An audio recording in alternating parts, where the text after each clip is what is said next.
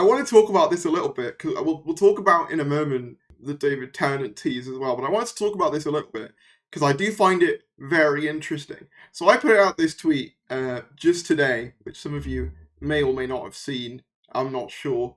I put out this. Honestly, the real question I have about Sasha's Master, because this was referencing the whole Master-Missy debate thing, is how did he destroy Gallifrey and kill all the Time Lords single-handedly, an action the Daleks couldn't even achieve?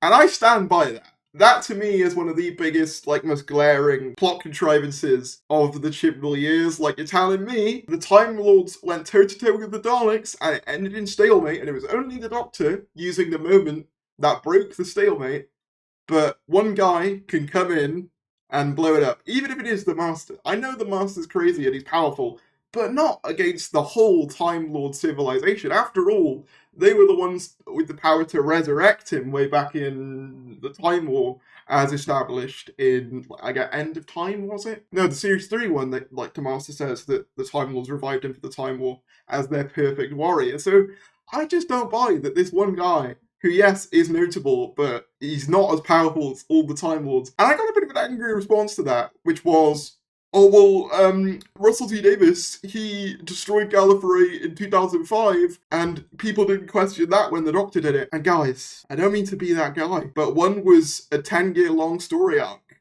with a point, and the other was one line, said once, and then never brought up again. I don't think we can really compare those two things. It's not really the same. And the thing is, I want to stress, at this point, the Chibnall stuff doesn't bother me that much. But what does annoy me, and this is kind of why I spoke about this initially, there's this whole idea, basically, that back in the day, when Doctor Who was revived, Russell, got no flack from the fans, at least not to the same degree as Moffat and Chibnall. And I'm here to just say, RTD got as much hate as the other two. The only difference is that the internet wasn't as prominent when he took over as it is now. So you just don't see it as much. But it was there. There were fans who were annoyed that Gallifrey was destroyed in his eras, particularly Classic Who fans. But I can find you various quotes, and I have done. I'm going to read some of them out to you, because I just find it really funny. This is, in my opinion, the biggest lie Doctor Who fans tell themselves, that RTD's era was never criticised, and it's been above criticism, and Moffat, and especially Chibnall, have been unfairly criticised. No, it's happened to all of them. And there's a conversation to be had about how we treat showrunners. I think that's an interesting conversation. I think they should be treated with respect and dignity, as any other human being should be. But let's not pretend that critiquing the showrunner, or anyone in Doctor Who for that matter, is in any way a new thing or a novelty or exclusive to either Moffat or Chibnall.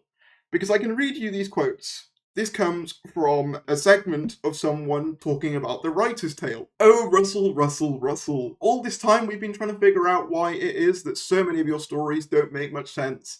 It's both horrifying and curiously liberating to discover that it's because, well, you never intended them to. You just intended us to watch you playing just a minute for 45 minutes. Except, of course, without the pesky no repetition, hesitation, or deviation rule. And then, oh dear, there's this one, describing one of the more with one bound Jack free moments in Partners in Crime. This causes me something close to physical pain. There's this one, which is referencing the Dalek two-parter, which ironically wasn't even written by Russell T Davies. I've convinced myself that Russell Davies, with this episode, is saying, remember how cheesy and implausible, even grading on the Doctor Who curve, so many of the old stories were? No? Well, here's a reminder. And then we have this one. This one is a review of Boomtown from an old forum, I believe, called Androzani.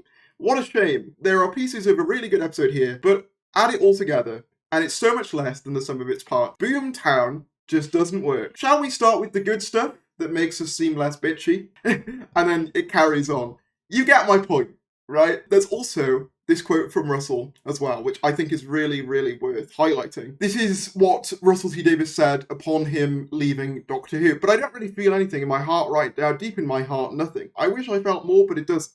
Just a slight dismay for a lot of reports calling it Davies leaves instead of Moffat starts. But what can you do? Oh, and the 5 seconds of fury because on blog on Media Guardian says that I made the show too childish, too camp, and too gay. Too gay? What the hell does too gay mean? Seriously, you'd expect that from the Mail, but this is the Guardian. Still, that's the nature of blogging, no standards required. So yeah, this whole idea that Russell was this god who was immune from criticism back in the day, in my opinion, is born of ignorance of the times in which he made Doctor Who. Like I say, the only reason you don't see it as much is because the internet wasn't a thing when he was really making Doctor Who. Or it was, but it was in its infancy. Had RTD's era come out now, I can guarantee you it would be treated exactly the same way Stephen Moffat and Chris Chibnall's Doctor Who are. People act like only Chibnall gets hate. Exactly, and it's just not true.